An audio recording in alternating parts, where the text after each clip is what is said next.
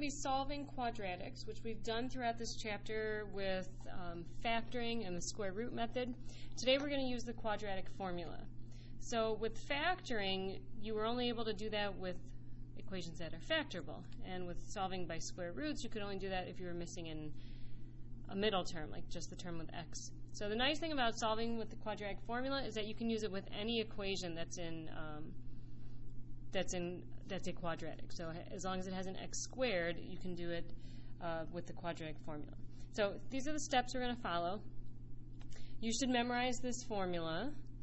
After you do this and substitute everything in, I'm going to show you how to reduce with the calculator, or at least simplify as much as you can with the calculator. And then you're going to have to simplify radicals like we did earlier in the chapter. So one way to help you remember the quadratic formula is I have a song. It goes to the tune of Pop Goes the Weasel. All right, so it's x equals negative b plus or minus square root b squared minus 4ac all over 2a. Then there's another version of it that is, I think it's the Notre Dame fight song. So it's x equals negative b, add or subtract square root quantity, b squared minus 4ac divided all by 2a. All right, so if you were listening to the audio on this, at least you got a little song for your math notes today. All right, so we're going to be solving with the quadratic formula. The first step is to make sure that it's in standard form, so it means it has to equal 0. So these two already are equal to 0. All right, then we need to label a, b, and c. A is always the value that's in front of the x squared. So a is 1, b is 2, and c is negative 8. Okay, in this problem, a would be 5, b would be 2, and c would be negative 2. All right, so now we're going to substitute into our quadratic formula. So let's do problem number 1. It's x equals, now negative b means make it negative 2 plus or minus. And I'm going to set up some blank parentheses. Just like any time we substitute, put that value in parentheses. So b squared is 2 squared minus 4, because that's part of the formula. Then a is 1 and c is 8. Okay, we'll simplify it later. And then we have 2 times a, which is 1. Okay, so basically when you simplify, we've already substituted into the quadratic formula, but now you have to see, well, what does this actually represent? So you're going to get 3 numbers, one here, here, and here. Negative 2 is just negative 2. 2 times 1, that's 2. So this number, this you can get by doing in your head 2 squared minus 4 times 1 times 8. Or if you're going to use your calculator, I'm leaving off the radical. So all I'm doing is 2 squared minus 4 times 1 times 8. Okay, so that is going to give me, negative 8. We won't get ones with negative values until, I think, tomorrow, or the next day. All right, so now we got 36. Okay, so if you can take the square root of 36, which in this case we can, we get 6. That's nice. We get a whole number. So it's negative 2 plus or minus 6 over 2. If you can't take the square root of it, if it becomes like a decimal, then you have to simplify by pulling out perfect squares. All right, so this plus or minus means that there's 2 options, right? You've had plus or minus in answers before with square roots. So you know what this means. It could either be negative 2 plus 6, or it could be negative 2 minus 6 over 2. All right, so now let's simplify. Negative 2 plus 6 is 4. 4 divided by 2 is 2. Negative 2 minus 6 is negative 8. When you divide that by 2, you get negative 4. All right, so these are our 2 solutions. All right, problem number 2. This is a, b, and c we've already labeled. So now we're going to do negative b plus or minus b squared minus 4ac. So b squared minus, so we got 2 squared minus 4 times 5 times negative 2 all over 2a. All right, so we have negative 2. 2 times 5 is 10. And then I'm going to put this in my calculator. So 2 squared minus 4 times 5 times negative 2. All right, and I get 44. So this time, when I take the square root of 44, it's not going to turn out to be a whole number. So that means I need to come up with a perfect square. How can I change 44 into two things that multiply to each other? And one of those two numbers is a perfect square. So 4 times 11, which is square root of 4, that's 2 root 11. So I'm going to change this to negative 2 plus or minus 2 root 11 over 10. All right, so I've simplified my radical. I evaluated that, I simplified my radical, and then reduced. The reducing means, since I can't split this up, I can do negative 2 plus 2 root 11 over 10. We know that means two different things. You don't have to split it up this way. All right, but just so you know, plus or minus means you can have one either using the plus, one using the minus, but I actually want to reduce these values. All the values that are not in the radical, they're all divisible by 2. And so therefore I could say negative 1 plus or minus 1 root 11 over 5. Negative 1 minus 1 root 11 over 5. Okay, those are my two answers.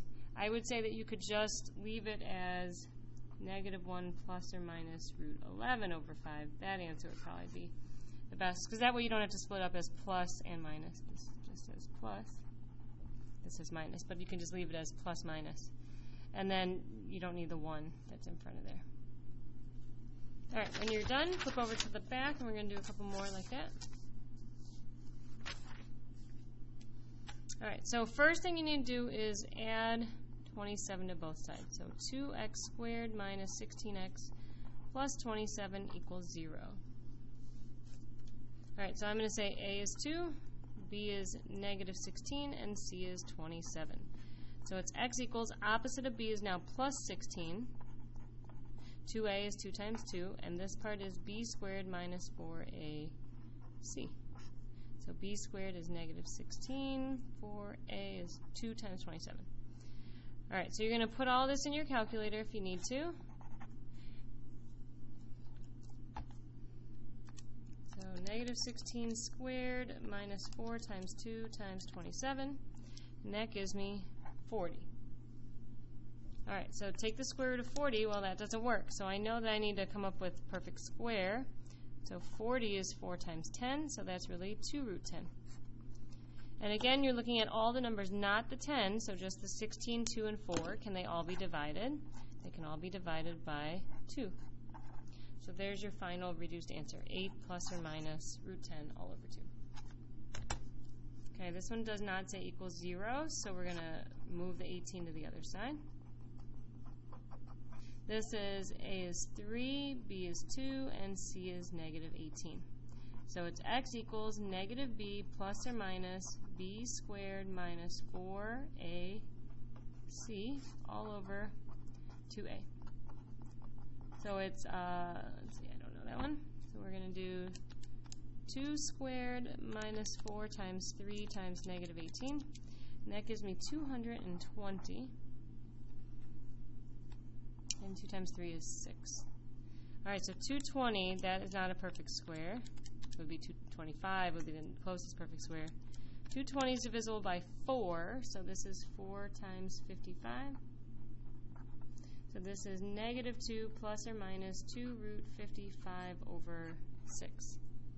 And then, again, look at the numbers that are not in the radical, and can all those be reduced? We just happen to have a lot of numbers divisible by 2. They're not always going to be divisible by 2, but the last few examples have worked that way. So. And you just leave your answer like that. All right, 2 more problems. These already say equal 0, so we don't need to move anything over. Just let's identify A, B, and C. Here's A, B, and C. Okay, so we're going to do x equals, opposite of B is positive 3. 2a is 2 times 1. B squared minus 4 times A times C. So we have negative 3 squared minus 4 times 1 times negative 8. And that's 41. Now, square root of 41, that is not a perfect square. However, there is nothing that goes into 41. Like 41 can't be divisible by 4 or 9 or 16 or 25 or 36. And so that's it. Can't do anything with 41. So you just leave it. Okay, last problem. We already have A, B, and C labeled, so opposite of B plus or minus B squared minus 4AC all over 2A. So we have negative 7 and 2. I'm just going to do what is 7 squared minus 4 times 1. Whoops. 7 squared minus 4 times 1 times 10. That's 9. Alright, so square root of 9 is 3.